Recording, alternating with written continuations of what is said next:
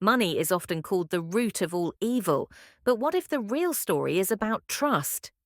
The invention of paper money wasn't just about replacing metal, it was humanity's first global experiment in collective belief. You know, that's a fascinating way to look at it. Most people probably don't realize how revolutionary it was to convince someone that paper could be as valuable as gold. Let me paint a picture.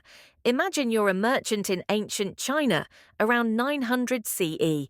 You're carrying 50 pounds of silver coins across the Silk Road. Every step you take, you're worried about bandits losing your coins or just throwing out your back. That sounds absolutely exhausting. I mean, just thinking about the logistics of moving large amounts of wealth back then. Well, here's what's really interesting. The Chinese figured out a solution that was so radical, when Marco Polo told Europeans about it later, they thought he was making it up. So, what exactly did they come up with? They created something called jiaozi, essentially the world's first paper money. But here's the truly fascinating part. It wasn't the government that invented it. It was merchants who started writing these promissory notes to each other. Hmm. So, it was like an IOU system that evolved into something bigger? Exactly right. And you know what made it work? The reputation of the merchant writing the note. If you were known to be wealthy and trustworthy, people would accept your paper promises as payment. That must have been so much easier than hauling around metal coins everywhere. Oh, for sure, but it also created new problems. You see, by the Song dynasty around 1023, there were too many different merchants issuing too many different notes. It was getting chaotic. Let me guess.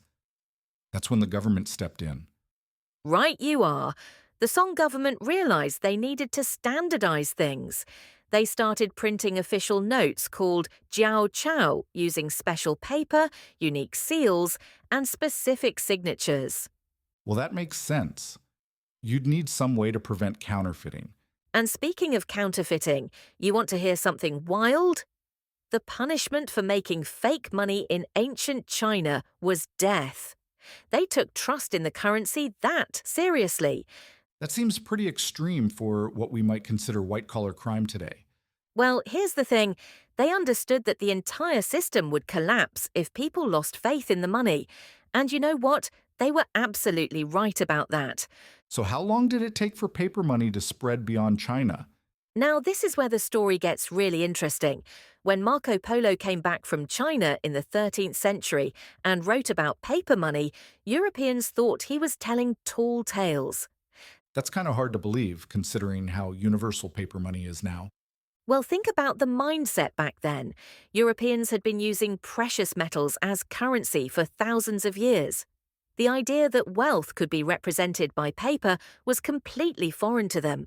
So, when did Europe finally catch up to this innovation? It took nearly 400 years. Sweden was the first European country to issue banknotes in 1661. And you know what's fascinating? They did it because they were running out of copper for coins. That's quite a gap between China and Europe. Were there any particular challenges in getting people to accept it? Oh, absolutely. The banks had to make very explicit promises. Each note basically said, "We promise to pay the bearer X amount of silver." They were essentially receipts for metal stored in the bank. You know what I'm wondering? How did they prevent counterfeiting in Europe? Did they use the same harsh punishments as China? Well, while they didn't always use capital punishment, they did get creative with security features. They used watermarks, special inks, and unique paper textures. And here's a fascinating tidbit. The US Secret Service was actually created in 1865, specifically to fight counterfeiting. That's surprising. I always thought they were created to protect the president. Actually, presidential protection came later. At the time, about one-third of all money in America was counterfeit. Can you imagine trying to do business when you couldn't trust one out of every $3? That must have been completely chaotic for the economy. It really was. And you know what's particularly interesting? The same fundamental challenge exists today with cryptocurrency. How do you create trust in a new form of money? So, in a way, we're still dealing with the same issues that began in ancient China. Exactly right. Whether it's paper, plastic, or digital, money only works because we collectively agree it has value. It's really a remarkable system of trust when you think about it. And I suppose that's why governments and banks work so hard to maintain that trust. You've hit on something crucial there. The moment people lose faith in the money, whether it's because of counterfeiting, inflation, or any other reason, the whole system can unravel. That really puts modern monetary policy in a different light. Indeed, it does. And as we wrap up today, I think that's the key takeaway. Money isn't valuable because of what it's made of, but because of what it represents. Trust between people. Well, that's certainly given me a new perspective on what's in my wallet. And that's exactly why this history matters.